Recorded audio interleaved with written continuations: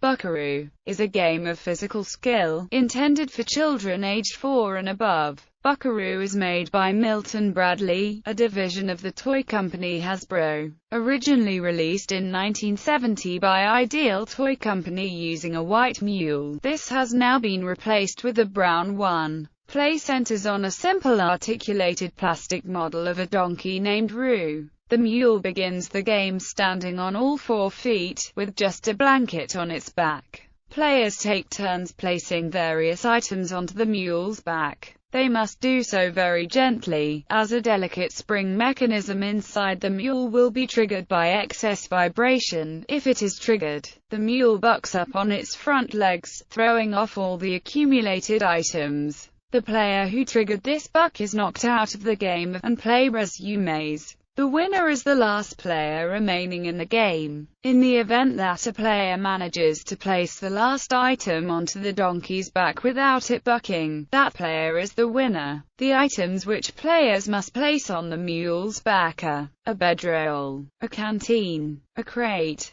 a frying pan, a cowboy hat, a guitar, a holster, a lantern, a rope, a saddle, a shovel, a stick of dynamite. Of these, the saddle must be placed first. It has a number of points on which the subsequent items are hung. These other items may be placed in any order. The game has 3 sensitivity levels that are adjustable via a switch located on the side of the mule's body, under the blanket. The switch adjusts the location of the lever to which the blanket is attached in relation to the trigger mechanism attached to the spring. Criticism: in 2006, Buckaroo was considered dangerous, due to the objects getting flung off the mule when the spring is triggered. On Good Morning America and CTV News, it was mentioned that an object has hit a child in the eye, in North Carolina, causing the 8-year-old boy to have surgery. No charges were placed. The game was discontinued until 2008, where the instructions were adjusted. In popular culture,